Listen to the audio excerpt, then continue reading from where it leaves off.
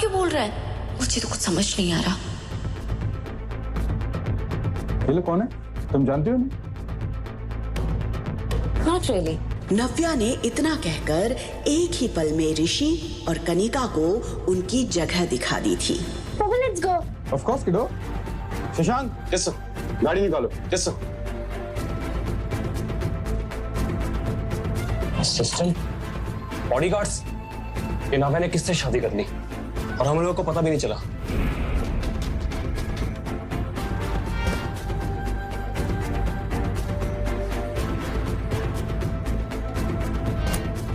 What the hell? इसे हमें introduce भी नहीं कर पाया। जैसे ही नव्या वहाँ से निकली, उसने सुकून की गहरी सांस ली। इतने सालों में उसने ऋषि को भुला जरूर दिया था, लेकिन आज उसे कनिका के साथ देखकर उसके जख्म मानो ताजा हो गए थे। उसे एक अजीब सी बेचैनी हो रही थी और ये बात अविनाश उसके चेहरे पर साफ देख पा रहा था। पापा हम कहाँ जा रहे हैं? Aarav, what is wrong with you? तुमको पापा क्यों बुला रहे हो? पापा नहीं है। तो मम्मा वो मेरे पापा है, मुझे पता है। नो आरव, नहीं, प्लीज उनको पापा मत बुलाओ। थैंक यू सो मच उस वक्त हमें उन लोगों से बचाने के लिए। शेली, आई थिंक तुम्हें थैंक यू से पहले सॉरी बोलना चाहिए। मुझे पता था सर इतनी आसानी से लड़की को नहीं छोड़ेंगे। नव्या को भी फील हुआ कि शायद उसने अविनाश पर पानी फेंककर कुछ ज्यादा ही रिएक्ट कर दिया था। I know I was wrong. मुझे वैसे रिएक्ट नहीं करना चाहिए था। आपने मेरी पेरेंटिंग पे सवाल उठाया था, इसलिए मैं खुद को रोक नहीं पाई थी। पर फिर भी गलत थी मैं। I am sorry, I am really sorry. पर अविनाश को देखकर लग रहा था जैसे उसे नव्या की बातों में जरा भी इंटरेस्ट नहीं था। Are you listening? मैं आप ही से बात कर रही हूँ। शशांक, गाड़ी साइड में रोक दो, हम यहीं से टैक्सी कर लेंगे। व्हाट? माय गॉड, कितना एटीट्यूड है। मैंने सोचा इन्होंने मेरी हेल्प की है तो मैं सॉरी बोल देती हूँ। मैंने कुछ ज्यादा सोच लिया। गाड़ी अभी रोकिए, अभी के अभी रोकिए गाड़ी।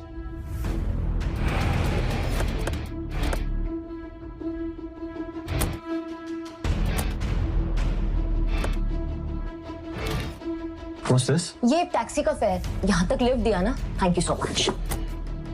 What the hell? ये लड़की समझती क्या अपने आप को? वो देख रहा था कि नव्या आरव का हाथ पकड़कर दूसरे टैक्सी का वेट कर रही थी। अविनाश का चेहरा देखकर शशांक को हंसी भी आ रही थी और उसे डर भी लग रहा था। वो अविनाश के गुस्से से अच्छे से वाकिफ था, इसलिए उसे पता था कि अविनाश ने इस वक्त अपने आप को कितना कंट्रोल किया हुआ था। अविनाश वहाँ से निकल जरूर गया था, लेकिन अभी भी उसके मन और दिमाग में नव्या और आरव की शक्ल घूम रही थी। इंटरेस्टिंग, कुछ तो है इस लड़की और इसके बेटे में।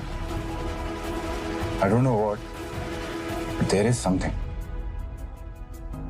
नव्या टैक्सी रुकने का वेट कर ही रही थी कि तभी उसकी दादी का फोन आया।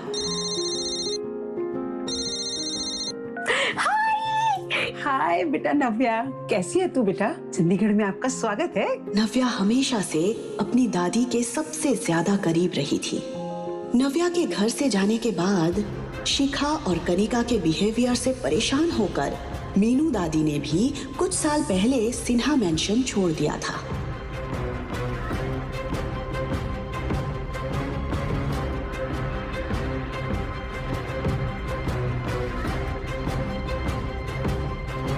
लेकिन फिर एक दिन नव्या के कॉल ने उन्हें फिर से जीने की उम्मीद दे दी थी। दादी, अब बड़ी दादी बन गई है। दादी, मैं हाँ? अगर आप दादी बोलोगे तो मैं क्या बोलूँगा? बिल्कुल तेरा चेहरा, वही आंखें। और आरव, आप मुझे सुपर दादी बुला सकते हैं। सुपर दादी! देख, दादी तो मैं हुई और साथ में सुपर पावर भी है, तो हुई ना मैं आपकी सुपर दादी। सुपर पावर वाली सुपर दादी! वैसे दादी, आप सोशल मीडिया पे बड़े एक्टिव हो। मैं परसों ही आपके आउट हाउस की पिक्चर्स देख रही थी। वो गार्डन पहले से भी बहुत सुंदर हो गया है। वो अमरूद का पेड़ जो हमने साथ में मिलके लगाया था।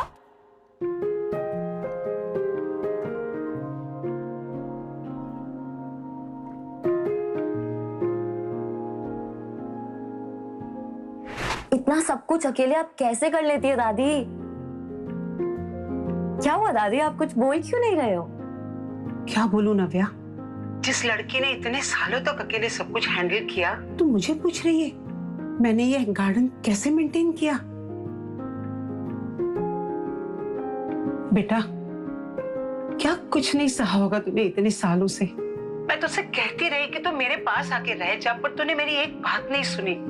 मेरा जी घबरा जाता है बेटा जब मैं सोचती हूँ कि तूने आरव को अकेले कैसे बड़ा किया। कैसे आती दादी मैं यहाँ? पापा ने घर से आप सबसे दूर भेज दिया था। निकल जाओ अभी के अभी इस घर से। अब सिन्हा परिवार से तुम्हारा कोई रिश्ता नहीं। और अगर पापा को मेरी प्रेगनेंसी के बारे में पता चलता तो पता नहीं वो कैसे रिएक्ट करते। और सच बताऊं तो दादी, मैं आपको कोई प्रॉब्लम नहीं देना चाहती थी। तू मेरे लिए कोई प्रॉब्लम कभी भी नहीं खड़ी कर सकती। अरे मेरी तो आंखें तरस जाती हैं बेटा तुझे देखने के लिए। तो आ तो गई हूँ मैं अपनी दादी माँ के पास। बस आधे घंटे में आपके पास पहुंच जाऊंगी दादी। मैं बहुत एक्साइटेड हूँ। मुझे पापा को बताना है कि I missed him so much. I can't wait to meet him. Aarav की चीख सुनते ही नव्या उसकी तरफ भागती है। देख के नहीं चला सकता, अभी लग जाता तो। लेकिन उसे सही सलामत देखकर चैन की सांस लेती है। बैठ गई, यहाँ पे भी आ गए हमें परेशान करने के लिए। आरव, ये बैड गाइस तुम्हारा कुछ नहीं बिगाड़ सकते जब तक मम्मा तुम्हारे साथ है। तुम दोनों यहाँ क्या कर रहे हो? अरे हमारा छोड़ो, ये बताओ कि तुम्हारा वो डार्लिंग और उसके बॉडीगार्ड्स कहीं दिखाई नहीं दे रहे। कनिका, मुझे तुम्हें हर चीज बताने की जरूरत नहीं है। नव्या, नव्या, आरव ठीक तो है ना नव्या? हाय दादी, आरव ठीक है। ये बताइए कि आप ठीक हो? लगता है कि दादी को मुझसे बात करने में कोई इंटरेस्ट नहीं है। एनीवेज, तुम दोनों ने एयरपोर्ट पे कम तमाशा नहीं किया था। अब क्या लेने आए हो यहाँ पे? ओ हेलो, हमें भी आने का कोई शौक नहीं है। ये तो शेखर अंकल ने कहा इसलिए हमें आना पड़ा। बाय द वे, पापा ने तुम्हें घर बुलाया है। अभी हम गाड़ी में वेट कर रहे हैं, आ जाओ। Let's go. आरव, तुम यहाँ साइड में खड़े रहो और हिलना मत, मैं बैग लेके आ रही हूँ। दादी, सुना आपने? पापा ने मुझे घर पे बुलाया है। क्या लगता है आपको वो मुझे माफ कर देंगे ना? आरव को अपनाएंगे ना वो? दादी, क्या मुझे जाना चाहिए ना घर पे? दादी। दादी टेंशन में फोन कट कर देती है। नव्या इतनी उम्मीद से यहाँ आई है, जब उसे पता चलेगा कि शेखर उसे यहाँ क्यों बुलाया है तो उसका तो दिल ही टूट जाएगा। पर सच ज्यादा देर तक छुपेगा नहीं, इसलिए मुझे इसे सब कुछ बता देना चाहिए। तभी नव्या फिर से दादी को फोन करती है। हाँ नव्या बेटा। हाँ दादी, उस वक्त बेटा शेखर ने तुझे यहाँ बिखरे रिश्तों को जोड़ने के लिए नहीं बुलाया। उसने तो तुझे कनिका और ऋषि की सगाई के लिए यहाँ बुलाया है। मुझे पता है कि आपने कुछ भी नहीं किया है, क्योंकि जो कुछ भी किया है वो तो मैंने किया है। कल रात में जिस कमरे में तुम थी, उस कमरे में ऋषि नहीं, कोई और था। और मैंने ये सब इसलिए किया क्योंकि अगर कोई ऋषि से शादी करेगा तो वो मैं होंगी। कुछ सेकंड्स के लिए नव्या इमोशनल जरूर हुई, लेकिन फिर उसने अपने आप को एक बार फिर समेट लिया। आखिर कनिका जीत ही गई। माफ कर दे मुझे मेरी बच्ची। मैं नहीं चाहती थी कि ये बात तुझे वहां जाकर पता चले, इसलिए मुझे तुझे बतानी पड़ी। देख बेटा, मैं जानती हूँ कि एक वक्त ऐसा था जब तू ऋषि से बेइंतहा प्यार करती थी।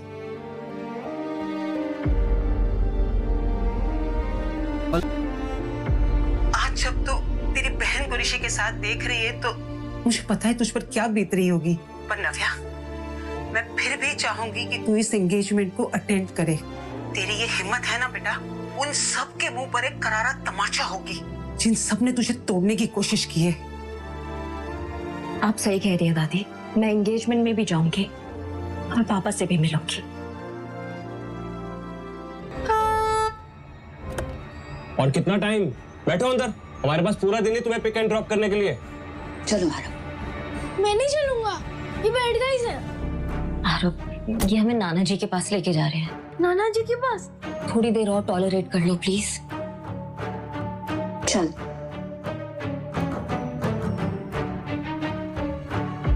कुछ देर बाद जब गाड़ी सिन्हा पैराडाइज के सामने रुकी तो एक पल के लिए नव्या की सांसें थम गई। ये घर देखते ही उसे वो दिन याद आ गए। निकल जाओ अभी के अभी इस घर से। ऋषि और कनिका तो तेजी से उतरकर घर के अंदर चले गए थे, लेकिन इतने सालों बाद अपने ही घर के अंदर जाने के लिए नव्या के पैर कांप रहे थे। वो यहाँ आ तो गई थी, लेकिन उसे समझ नहीं आ रहा था कि वो इस घर के लोगों को फेस कैसे करेगी। तभी आरव नव्या का हाथ पकड़ता है और उसे हिम्मत देता है। आरव का एक्साइटेड चेहरा देखकर नव्या हिम्मत जुटाती है। वो आरव का हाथ पकड़कर धीरे धीरे घर के एंट्रेंस पर पहुंची, लेकिन जैसे ही वो घर के अंदर घुसती है कि तभी उसकी सौतेली माँ अपना झूठा नाटक शुरू कर देती है। अरे नव्या, सबसे पहले तुम मुंह मीठा करो। अरे आज तुम्हारी घर वापसी है, तुम्हारी बहन की सगाई के लिए। अब दो खुशखबरियां हैं तो फिर मुंह मीठा करना तो बनता है ना। मैं जानती हूँ आप मुझे खास पसंद नहीं करती हैं। मिठाई खिला के नाटक करने की कोई जरूरत नहीं है। ऐसे बात करोगी अपनी माँ के साथ? ये संस्कार दिए मैंने तुम्हें। इतने सालों बाद अपने पापा को देखते ही नव्या को अपना खुशहाल बचपन याद आ गया। पकड़ लिया, चलो।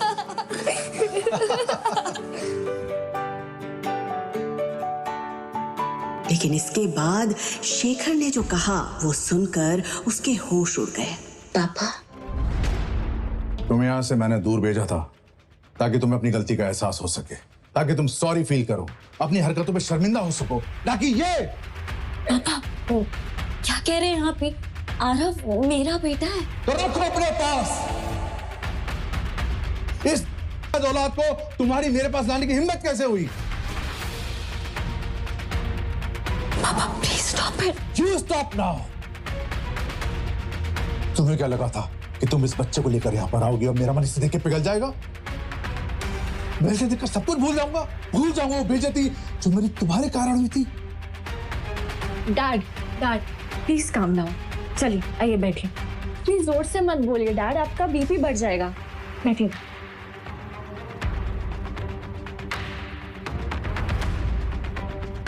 अब आएगा मजा।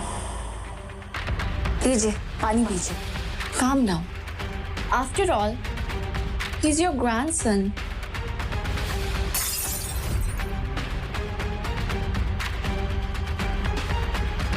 जो मेरा ग्रैंडसन नहीं है और ना ही कभी हो सकता है। तेरा परिवार इस बच्चे को कभी एक्सेप्ट नहीं करेगा नव्या। ये बात तुम जिंदगी भर मत भूलना। तो मैं भी यहाँ पे अपने बच्चे को एक्सेप्ट करने की गुहार लेकर नहीं आई हूँ। मैं यहाँ एंगेजमेंट अटेंड करने आई हूँ। वो अटेंड करूंगी और यहाँ से चली जाऊंगी। करो, बिल्कुल करो। इनफैक्ट मैंने तुम्हें बुलाया है एंगेजमेंट के लिए, लेकिन मेरी भी एक शर्त है। इस सगाई में केवल तुम वेलकम हो। ये बच्चा उस इवेंट में नहीं आ सकता और मैं तुम्हारी वजह से और बेइज्जती सहन नहीं कर सकता। तो ठीक है, ये एंगेजमेंट आप सबको ही मुबारक हो। कांग्रेचुलेशंस कनिका एंड ऋषि। नव्या अपने पापा से मिलने जरूर आई थी, पर उसे ये एहसास हो गया था कि अब उसे इस परिवार से दूर ही रहना चाहिए। ऋषि ने नव्या से उस रात के बारे में बात करनी शुरू कर दी। उसी का बच्चा है जो एयरपोर्ट पर आया था या किसी और का? तुम्हें क्या फर्क पड़ता है अब इस बात से? तुम्हें पता भी है कि उस रात मेरे साथ क्या हुआ था? तुम्हें पता भी है कि मुझे किसने फंसाया था? बोलो क्या हुआ था उस रात? नव्या ने मन बना लिया था कि वो सारी सच्चाई ऋषि को बता देगी। बोलो नव्या। उस रात हे बेबी। ये आवाज सुनते ही नव्या ने खुद को सच बताने से रोक लिया। कनिका की चाल नव्या समझ चुकी थी। वो जानती थी कि कनिका ने ऋषि को अपने प्यार में अंधा कर दिया है, इसलिए वो चाहे कितनी बार भी सच बोलने की कोशिश कर ले, ऋषि उस पर कभी भरोसा नहीं करेगा। बिल्कुल सही टाइम पे आई हो कनिका, हमेशा की तरह। नव्या, तुम अपनी बहन से ऐसे कैसे बात कर सकती हो? वो आई है सही वक्त पर। जो तुम चली गई थी वही थी मेरे साथ। जो तुमने तोड़ दिया था उसी ने जोड़ा। तुम्हें उसे थैंक्स कहना चाहिए। करेक्ट, मुझे कनिका को थैंक्स बोलना चाहिए और मैं थैंक्स बोलूंगी। Thank you so much Kanika for everything. और अब मुझे नहीं लगता कि तुम्हें मुझसे कोई सवाल करना चाहिए। आप दोनों की सगाई हो रही है ना, तो आप दोनों खुश रहिए and please for God sake leave me alone. देखा इसका एटीट्यूड। बेबी छोड़ो ना, हम अपने एंगेजमेंट में ध्यान देते हैं ना।